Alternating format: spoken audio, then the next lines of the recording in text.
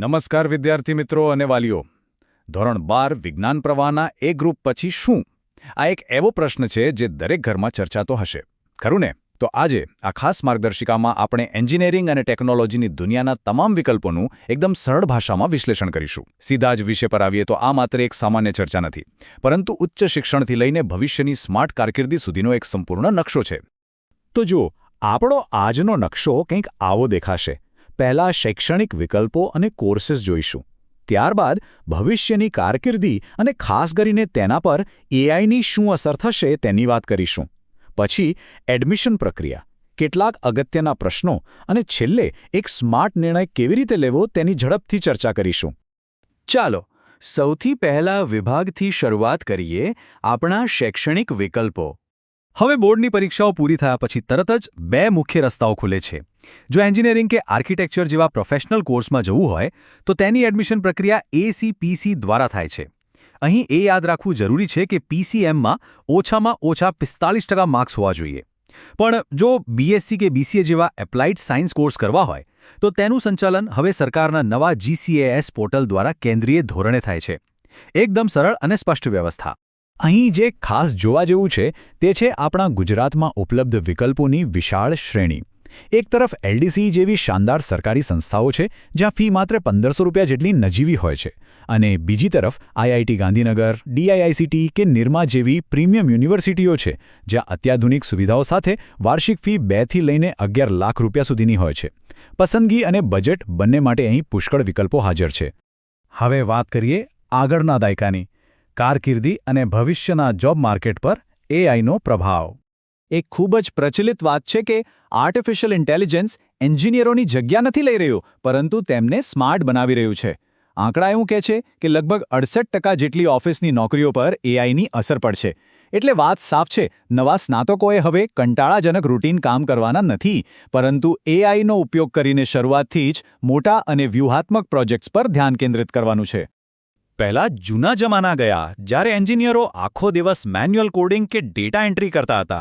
આજના એઆઈ યુગમાં ઇન્ડસ્ટ્રીને hybrid thinkers જોઈએ છે, એવા લોકો જે એઆઈને એક સાધન તરીકે વાપરી શકે.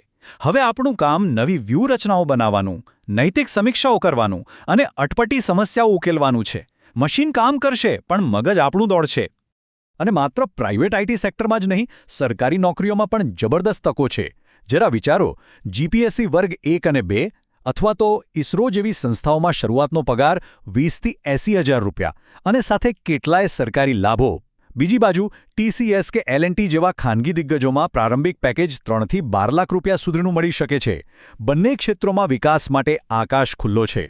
જો કોઈને નોકરી ન કરવી હોય અને બિઝનેસ માઇન્ડસેટ હોય તો ગુજરાતમાં અત્યારે સ્ટાર્ટઅપ માટે સુવર્ણ સમય છે. પહેલા વર્ષે માત્ર આઈડિયા વિચારો, કોલેજના ઇન્ક્યુબેટરમાં જોડાઓ. ત્રીજા વર્ષ સુધીમાં સરકારની એસએસઆઈપી 2.0 યોજના હેઠળ 2.5 લાખ રૂપિયા સુધીની ગ્રાન્ટ મેળવો.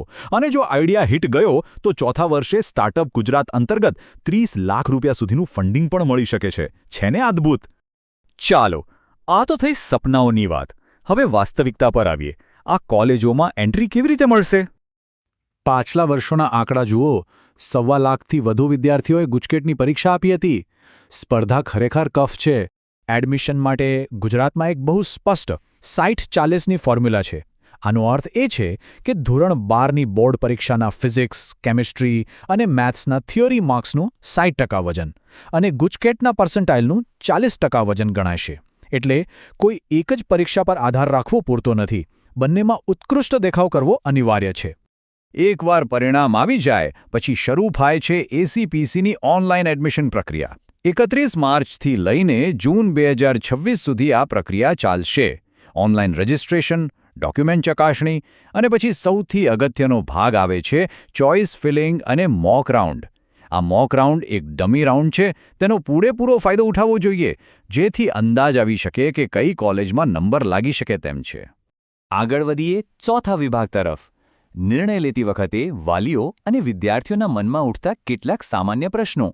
કોઈ પણ કોર્સ ફાઇનલ કરતા પહેલા પોતાની જાતને એક સવાલ ચોક્કસ પૂછજો.